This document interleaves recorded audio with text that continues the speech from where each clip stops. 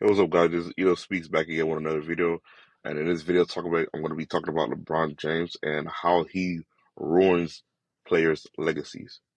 Now, as we know, if you've been watching basketball for a long time, you know one of the biggest stars in the NBA is LeBron James. And over the course of his 21 years in the league, he's made a big impact on the league. And, he had a great career, legendary player. He's a top six player for me. I don't particularly have him top five or number two, how a lot of people claim that they have him, but nonetheless, he is a top 10 greatest player of all time. I'm never going to take that away from him. He's done a lot for the sport of the game, but I just wanted to get into it as regards to him as a overall teammate and a leader. Me personally, I feel like LeBron James is a horrible teammate, and I stand on that because the players that he's been ever since he left Cleveland.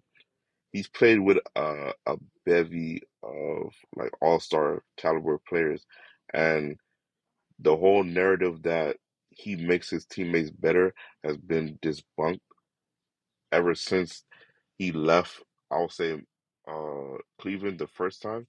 Now, granted, the team when he got drafted to Cleveland in '03 and he took that team in '07, I agree.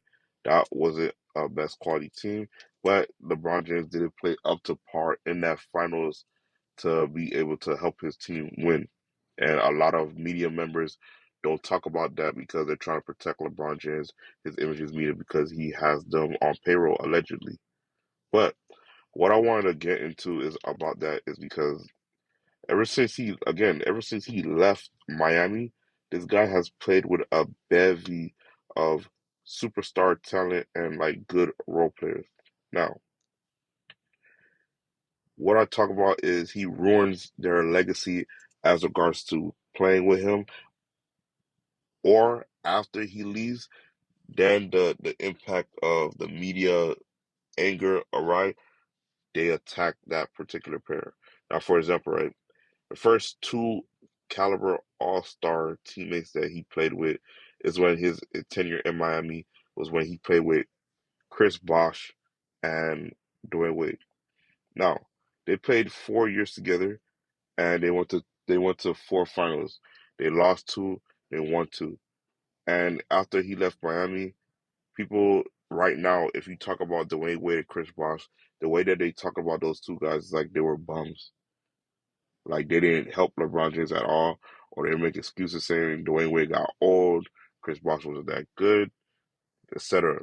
Now, granted, these are perennial, multiple time All Star teammates that LeBron James had on his team that he played with, and because they had to fit their play style to play with LeBron, they don't look as good or as star caliber as they did playing with LeBron James initially. They literally had to change their whole game to fit LeBron James so that way he could be dominant.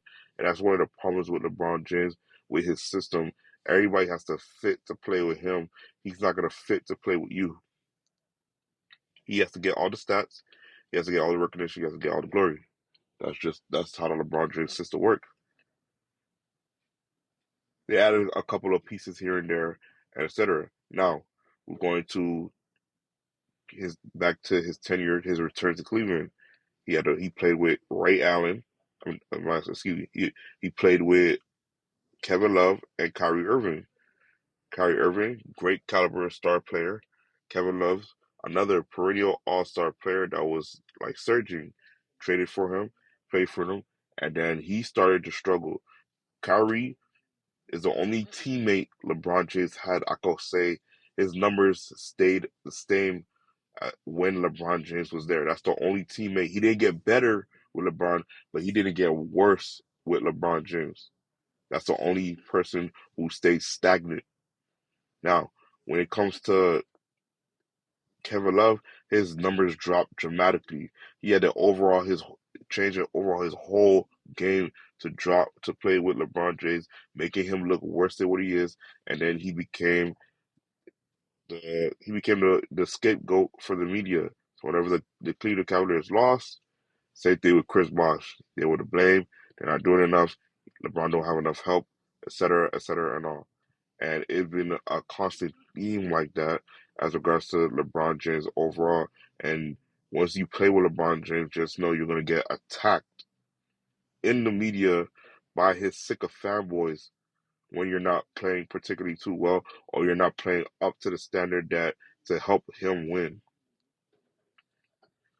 Now we move over to LA. Anthony Davis. I'm gonna name three players: Anthony Davis, Russell Westbrook, and right now, as we speak, D'Angelo Russell.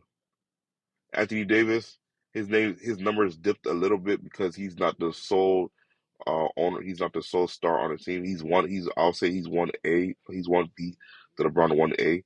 But still, overall, his numbers are not as good as it could be playing with LeBron James. But LeBron James is trying to make him the sole number one on the team, but he's just not built to be a number one on the team. And when he's not being built on a number team, LeBron James is trying to make him be a Batman, but he is not a Batman. And as doing that, he's a Robin, he's a natural Robin. That's the only reason he played for you. Now we go over to Russell Westbrook. Russell Westbrook, one of the biggest scapegoats in NBA history has ever seen one. When he came to LA and started playing with LeBron James, his image, his reputation, his legacy got tarnished playing with LeBron James as I ever seen it. Same thing with Kyrie Irving after he decided to request a trade from the Cleveland Cavaliers to leave LeBron James. The media started relentlessly attacking him and saying how he is not good as what he is. He's washed, he's garbage, he's doing this, and now look what he's doing. He's thriving with the LA Clippers, showing that it was always LeBron James' fault at the time that it wasn't a good fit for Russell Westbrook, and they didn't acclimate him into the system to try to do what Westbrook does good to help the team win.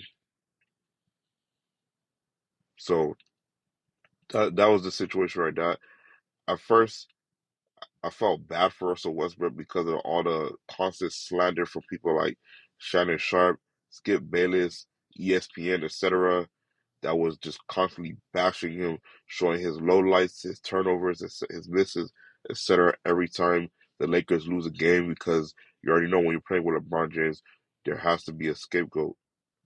It can never be LeBron James' fault. There has to be a scapegoat. It can never be LeBron James didn't play well.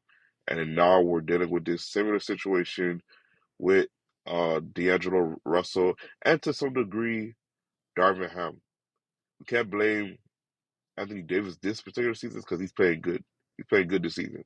Good numbers, playing high level defense, better defense than LeBron. So they can't really particularly blame him. So who's next on the list? D'Angelo Russell, who is a former All Star. And Darvin Ham, still a young rookie head coach, still learning, and he's gonna get the a lot of scrutiny that comes with it. Not much in terms of credit when it comes to wins, but when it comes to the losses, he's gonna get all the blame for that, unfortunately. So that's why I think about it. I would say like 5, 10, 15 years from now, when they look back at LeBron James' career, they're gonna say that he didn't play with a plethora of All Stars. They gonna say Dwayne Wade was washed. They gonna say Chris Paul wasn't that good. The same thing with Kevin Love. Kevin Love wasn't as dominant or as stat accumulating as he was with Minnesota. They gonna say he carried Kyrie Irving. He's the reason he got that chip. And they're gonna say the same thing with Anthony Davis. They're gonna say he's the reason that Anthony Davis got the chip. They're gonna say Russell Westbrook was horrible when he played for the Lakers. D'Angelo Russell was overrated, et cetera, and all. Whoever LeBron James played with, his sicker fanboys are going to tarnish that player's legacy to big up LeBron James, to make it seem like he played with YMCA players, so that way they could make a pathetic case that he was better than Jordan. But that's a whole nother conversation for another day. And those are my thoughts and opinions on the matter. Let me know yours in the comment section down below. Do you think that playing with LeBron James ruined players' legacy, and that's why other star players don't want to play with him? If you think so, let me know in the comment section down below. This Eo Speaks out. Peace.